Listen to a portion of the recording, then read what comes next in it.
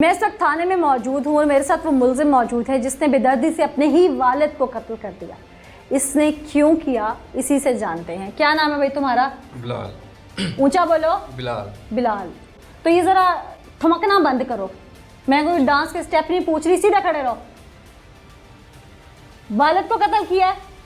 Madam वो मेरे वालिद नहीं थे। सुतेले वालिद तो थे ना? जी ऐसे कह सकते हैं। ऐसे क्या कह सकते हैं? वालदा ने निकाह नहीं किया था? हाँ जी किया था। किया था। अच्छा मुझे ये बताओ तुम्हारी उम्र कितनी है? 30 साल है। नशा कौन सा करते हो? अभी मैं कोई नहीं करता। जो करते थे वो कौन सा था? ड्रग्स करता था। हैं? ड्रग्स का। ड्रग्स तो मंशियात को कहते हैं। जी वही करता था। कौन सी मंशियात लेते थे? पाउडर का करता था। पाउडर पीते थे। हाँ जी। कितनी उम्र बताइए? 29 साल। जी। बहन भाइयों में सबसे छोटे हो? नहीं, 2 मुझसे छोटे हैं। 2 तुमसे छोटे हैं। कहाँ है वो? दोनों की सिस्टर, दोनों की शादी हो गई है। बकाया मुझे पता नहीं इस टाइम किधर होंगे। क्यों? मैं ये खुद इधर हूँ, मुझे नहीं पता किधर है। तुम कहाँ थे जब मैं 10 दिन हो गया अपनी, मुझे पता किधर है वो। उससे पहले? मैं घड़ी था।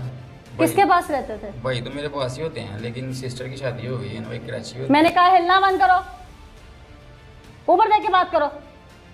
सिस्टर्स तुमसे छोटी हैं दोनों? एक छोटी एक बड़ी है। टोटल 6 बहन भाई हो? 4 बहन भाई हो। मुझे ये बताओ तुम्हारी वालदा कितना अर्सा पहले घर छोड़ के आ गई थी? उन्होंने इनसे निकाह कर लिया था? उनको 13-14 साल हो गए हैं। जो मेरे पास एक फिगर आया है एग्जैक्ट, वो 15 से 16 साल का वो हो सकता है। हो सकता है इतना टाइम। थोड़ा ऊंचा बोलो भाई, मैंने पहले कहा था ऊंचा बोलना। हो सकता है इतना ही टाइम हो। इतना? क्योंकि जिस वक्त तुम बाप के साथ उलझते थे उस वक्त मोहल्ला सुनता था। हैं? आज मेरे सामने कोई लफ्ज़ नहीं निकल पा रहा।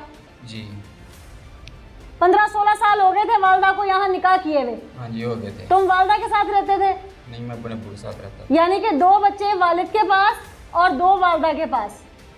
सिस्टर दोनों की शादी हो गई, वो तो अपने घर। मैं जो पूछ रही हूँ, माँ साथ लेके आई थी दोनों बेटियों को? जी बाद में गए थे। माँ के पास आ गई हाँ थी। जी, गए। ये जो तुम्हारा सुतेला बाप था, इसने तुम्हारी बहनों की शादी भी खुद की है?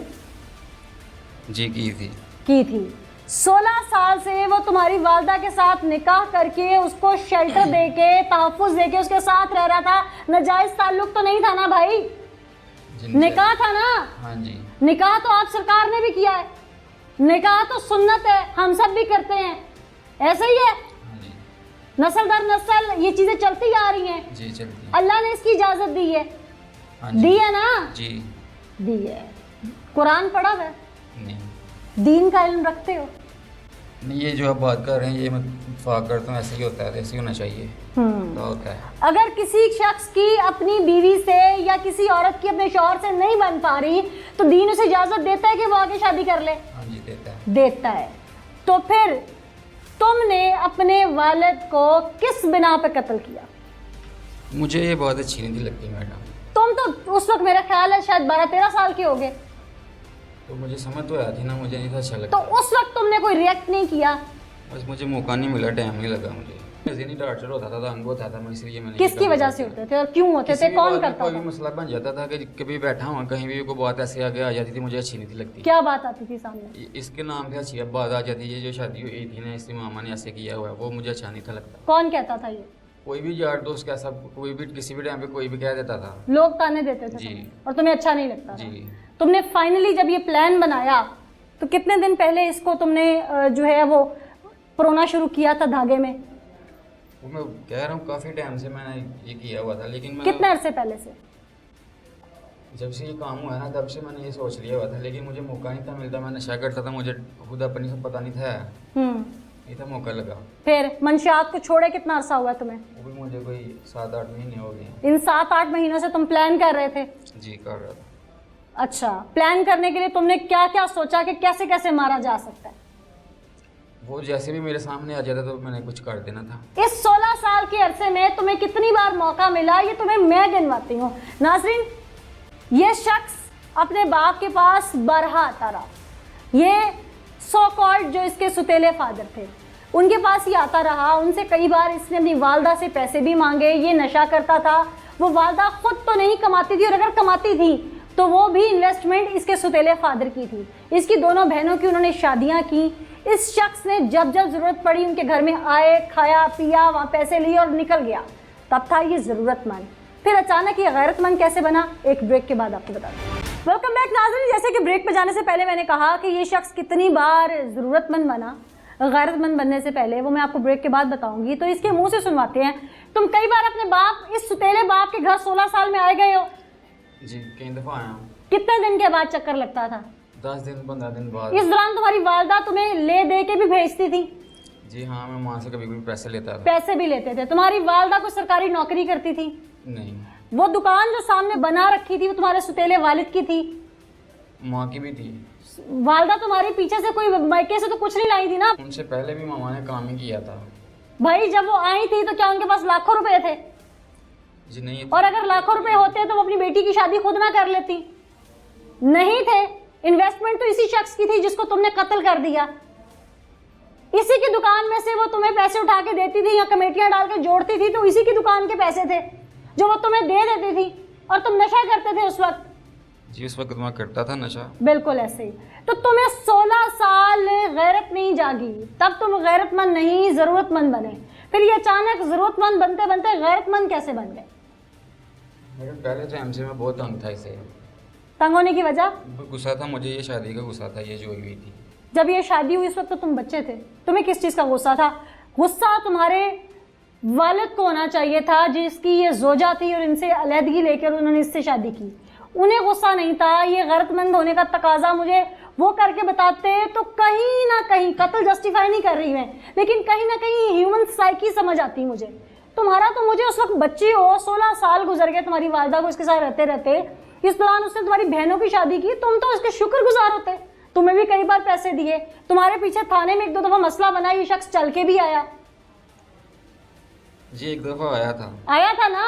वो भी मैंने बोला था कि मेरे पीछे नहीं आना। भाई आया ना? आया तो था। तुम्हें शुक्रगुजार होना चाहिए था ना, शुक्रगुजार होना चाहिए था, एहसानमंद होना चाहिए था। तुम्हारी बहनों पे शफकत का हाथ रखा, इसने बाप बन के उनको अपने घर भेजा। तुम्हारे वालिद ने तो नहीं भेजा ना, जिसका असल फर्ज था। जब वो चली माँ पास गई थी तो फिर उन्होंने तो भाई फर्ज तो बाप का होता है, बेटियां बेशक माँ के पास चली जाएं। बाप का काम है कि बेटी जहां पर भी है उसकी जरूरत का सामान उस तक पहुंचाए। पैदा नहीं की, उसके हाथ पीले करने के लिए जो कर सकता है वक्त की जरूरत के मुताबिक वो करे। क्या पलट के देखा तुम्हारे बाप ने कि मेरी बेटियां किस हाल में है? जो उस टाइम मिलते नहीं थे हम एक दूसरे से। नहीं मिलते थे, लेकिन लोगों के जरिए बेटियों को तो पता कर सकता था, कोर्ट कचहरी के जरिए कर सकता था, बड़े रास्ते थे। नहीं किया। तुम भी आते जाते रहे, तुम्हारे भाई भी वालदा से मेलजोल उनका था, किसी को गैरत नहीं जागी, लेकिन तुम्हें अचानक से गैरत जाग गई। ये इस गैरत का मकसद मैं क्या समझूं? और आजकल तुम्हारी वालदा की नचाकी भी थी इस शख्स के साथ, तो क्या तुम्हारी वालदा ने उकसाया तुम्हें? नहीं मैडम, माँ ने नहीं उकसाया। तो फिर किसने उकसाया? असल बात बताओ। असल बात ही बता रहा हूँ, खुदा को है मैंने किया जो किया। वो तो मुझे भी पता तुमने किया है, वहाँ पे 10 लोगों ने देखा है तुमने किया। तो वो भी बात कह रहा हूँ ना, किसी ने मुझे किया नहीं कहा कि ये काम करो, ऐसे करो। 7-8 महीने में तुम कई बार आए हो पर तुमने नहीं आया, किया। लेकिन मैं ऐसे नहीं था ना आया। इस दफा मेरे पास 16 आया था, मैंने ऐसे कर दिया। नहीं, तुम तो कह रहे हो वो जैसे भी मेरे सामने आता मैंने कुछ कर देना वो था। ऐसे ही आना था ना, जैसे मेरे पास कोई चीज़ होती तो फिर आना था। तुमने कमाते क्या हो, करते क्या हो? काम करता था मैं सिलाई का। दर्जी हो? नहीं, ग्लव्स का काम। ग्लव्स का? किसी फैक्ट्री में? जी। तुमने ये पिस्टल कब खरीदा? तकरीबन 15 दिन हो गया। 15 दिन? जी, इसी काम के लिए? इसी काम के लिए खरीदा। पहले जब थाने में मसला बना था वो क्या था तुम्हारा? वो भी एक दोस्त था, उसकी वजह से मैं फंस गया था। क्या? वो भी एक पिस्टल लिया हुआ था। और तुम्हें छुड़ाया भी इसी शख्स ने आके जिसको तुमने अब मार दिया, जो तुम्हारा सुतेला बाप था। नहीं आया मैडम, बस मेरी माँ नहीं आई है, मेरी माँ ने किया जो भी किया है। तुम्हारी वालदा को वो इजाजत ना देता तो शरई और कानूनी तौर पे तो वो नहीं आ सकती थी तुम्हारे पीछे। लेकिन फिर भी आकिल बालिग हो तुम शरई तौर पे भी बालिग थे और कानूनी तौर पे भी बालिग थे। तुम्हारा सुतेला बाप जिसकी वो मनकूहा थी वो इजाजत ना देता तो क्यों आती तुम्हारी वालदा? बस उन्हें भी तकलीफ हुई है, वो आ गए हैं। बात तकलीफ की नहीं, बात उसका एहसान मानो। उस शख्स का एहसान था ये। आगे आ जाओ। उस दिन तुम ड्रंक थे? नहीं, मैंने नशा कोई नहीं था किया हुआ। नहीं किया हुआ। उस दिन अचानक तुम्हारे पे दिमाग पर क्या सवार हुआ? ऐसे ही मुझे गुस्सा आया हुआ था। उस दिन में कोई बात हुई थी? नहीं, बात तो उस दिन किसी से भी नहीं हुई। ऊंचा बोलो। बात तो किसी से भी नहीं हुई। किसी से भी नहीं हुई? तो उस दिन फिर किस बात पे गुस्सा आया? यही मैडम पुराना गुस्सा था। फिर मौका मिला, मैंने ये काम मौका कैसे? छुट्टी आया तुम, क्या हुआ भाई समझाओ मुझे बात। मौका तो 15 दिन पहले भी मिल सकता था। मैडम आया हूँ रात को 12 बजे ने। छुट्टी थी उस दिन तुम्हें? जी रात के 12 बजे। अच्छा, अगले दिन छुट्टी थी? जी, हफ्ते की रात थी, इतवार की सुबह छुट्टी थी। अच्छा। तो मैं गया हूँ ऐसे अचानक ही। तो मामा को मैंने बातों में लगाया। खाना खाया जाके पहले उधर? नहीं, खाना नहीं उस दिन खाया। अच्छा। ऐसे अचानक मैं ऊपर गया हूँ, पता था, मुझे पता लग गया पखा लगा हुआ था ऊपर है, तो मैं ऊपर जाके ये काम कर दिया। ऊपर तुम पहले बोले क्यों उसके साथ, उलझे क्यों? वो मेरी कोई बात नहीं हुई उनसे, मैं झगड़ा नहीं है किसी से भी। अचानक ही मैंने यही काम किया। अंधेरे में तुम्हें नजर कैसे आया? सामने ऊपर नजर आ रहा था। अच्छा, तुमने फिर कितने फायर किए? 3 ही फायर हुए हैं मैडम। 3 फायर किए? और पता था कहाँ कहाँ लग रहे हैं? इधर पेट में लगे थे। पेट में लगे जी। फिर सर में भी लगा? सर में तो नहीं लगा। वो तड़पा या तुम्हारी वालदा भाग के आई तुम्हें पकड़ने के लिए? मामा तो आई थी, लेकिन बड़ा उन्होंने छुड़ाया। लेकिन छुड़ाया तो लोग तो कहते हैं कि तुम्हारी वालदा सीढ़ियों में तमाशा देखती रही। क्या क्या बातें बना रहे हैं क्या लोग? कोई एक झूठ बोलेगा, 2 बोलेंगे, पूरा इलाका झूठ क्यों बोलेगा जो आसपास ऊपर से देख रहा था? छत के ऊपर हुआ ना ये सब कुछ? ऊपर ही हुआ था। बंद कमरे में तो नहीं हुआ ना? लेकिन उस टाइम कोई ऊपर नहीं था। पहले फायर की आवाज के बाद लोगों ने भाग के देखा, सामने उसके सगे बेटे का भी घर था जी। और बिल्कुल 4 फुट की गली है, 5 फुट की, जिसके अंदर सामने छतों से छतें मिलती हैं। लेकिन मैंने उस टाइम कोई भी मुझे नजर नहीं था आ रहा। तुम्हें क्यों आएगा नजर? अंधेरा था चारों तरफ, तुम सबको नजर आ रहे थे जो कारनामा सर अंजाम दे रहे थे। फिर क्या हुआ? मां का तो झूठा इल्जाम लगा रहे हैं, लेकिन मैं जैसे ये काम किया था ना, तो मेरा ज़हन था मैंने भाग जाना था, मैंने नहीं था इधर आना। तो मुझे पता लग गया ना मेरी मामा इधर है, तो मैं उस मामा के लिए इधर आया हूँ कि मैं खुद आ गया हूँ इधर। तो मैंने ये पूछा तुमसे, मैंने पूछा उसके बाद क्या हुआ? मामा का कह रहे हैं, नाम लगा रहे हैं मामा का नाम। मुझे ये बताओ कि तुमने जब फायर मार लिए जी, तुम्हें तसल्ली हो गई? हाँ जी तसल्ली, लेकिन जल्दी में हो गया जो भी, मैं आ गया हूँ। तुम नीचे भागे, तुम्हारी वालदा ने नहीं पकड़ा तुम्हें? पकड़ा था, उनसे क्या पकड़ा जाना था उस टाइम, मैं जल्दी में करके वो आ गया था। मोहल्ले के लोगों ने नहीं रोका? उसका बेटा भी भाग के सीढ़ियां उतरा? सामने गली में नजर आए मुझे लोग। तुमने सबको पिस्टल से डराया है? हाँ, उसके बेटे से मेरी बात हुई है। क्या? उसे मैंने यही कहा कि यार जनाब तो मेरा भाई है, मेरा तुम्हारे साथ कोई टेंशन नहीं, कोई मैं तुम्हारा मेरे भाई हो, मैं कोई टेंशन नहीं देना चाहता। उसके सगे बेटे को तुम कह रहे हो तुम मेरे भाई हो, और उसको बाप मानने को तैयार नहीं थे? डूब के मर जाओ इसी बात पे। खाते पीते उसके घर से, आते जाते लेते पैसे उसके घर से, तुम्हारी बहनें उसके घर में पली, तुम्हारी माँ को उसे तहफ़्फ़ुज़ दिया हुआ, जाती मकान दिया, दुकान डाल के दी, खर्चा देता था, ना नफका देता था।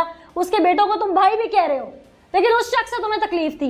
ये सारी बात में मुझे ताने समझ नहीं आते, ये सारी बातें मुझे समझ ही आता है कि शायद तुम्हें उस दिन भी पैसे चाहिए थे। पैसे नहीं थे मैडम, चाहिए मुझे। तो क्या चाहिए था? कुछ ये जानते थे ना कि उसके बेटे को वो दुबई भेजने की तैयारी कर रहा है और उसके पास 4 पैसे हैं। मैडम मुझे इन बातों से क्या लगे? तुम्हें इन बातों से यही लगे जो तुमने किया है? तुम्हें यह था कि माँ अकेली रह जाएगी, तुम्हें ये सब करने के बाद माँ और ये जायदाद भी मेरी, माँ भी मेरी, घर तो माँ के पास है ना, पैसे भी मेरे। जितने तुम सुतेले हो ना, इतने वो भी तुम्हारी माँ के सुतेले हैं। उन्होंने आज तक तुम्हारी माँ को थप्पड़ भी नहीं मारा होगा, एक्सेप्ट किया। कर सकते थे ना तुम्हारी माँ को जलील, उधर भी बेटा था ना जी, उन्होंने नहीं किया। वो है ये अच्छे थे, मैं इसलिए तो उसे भाई कह रहा हूँ। तो तुम्हारे बाप में ऐसी कौन सी बुराई थी? उसी की औलाद थी ना वो, उसकी तरबियत थी तो वो अच्छे थे, उसका खून था तो वो अच्छे थे, अच्छे थे ना जी, वो अच्छे। तो बुरा कौन निकला? तुम निकले। कोई शर्मिंदगी है अपने किए पे? आज तुम्हारी वजह से तुम्हारी माँ थानों में रोल रही है। जो भी है पछता तो रहा हूँ मैं। किस बात पे पछता रहे हो? जो मेरे से इतना बड़ा काम हो गया। नाज़रीन, ये है वो शख्स जिसने बेदर्दी से अपने ही सुतेले बाप को कत्ल किया।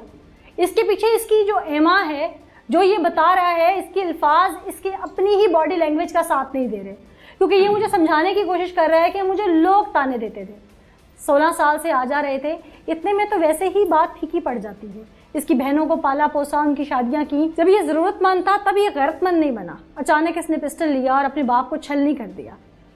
इस दौरान जो सारी बात समझ आती है वो इनकी पैसों के ऊपर चपलिश या कभी कभी लड़ाई झगड़ा, या इसका अपने बाप को इसलिए अच्छा ना समझना कि वो इसको शायद उस तरह से बेटा तस्लीम नहीं कर पा रहा क्योंकि ये अपने पहले ही वालिद के पास रहता था। इस दौरान इनके आपसे क्या मामलात थे, या इसके वालिद और वालदा तब आपस में वक्ती तौर पर उलझे हुए थे, घरेलू चपलिश चल रही थी। शायद हो सकता है इसकी वालदा इसके आगे नीचे बैठ के रोई हो, कोई बात की हो और ये ऊपर गया और इसने अपने वालिद को कत्ल कर दिया। ये भी एक एस्पेक्ट हो सकता है। जैसे ये मंशियात का आदी था और ये काफ़ी अरसा मारूफ रहा, तब इसको रिश्तों की पहचान नहीं थी, और अब जब ये मंशियात छोड़ चुका है तो अभी से कौन सा रिश्तों की पहचान रह गई। इसने जिस शख्स को मार डाला उस शख्स ने इसके घर की कई औरतों को तहफ़्फ़ुज़ दिया। अदम बर्दाश्त का सबसे जो एक घिनौना पहलू है वो ये है कि हमारी नौजवान नस्ल आज किस दहाने पे खड़ी है। हमें ये सोचने की ज़रूरत है।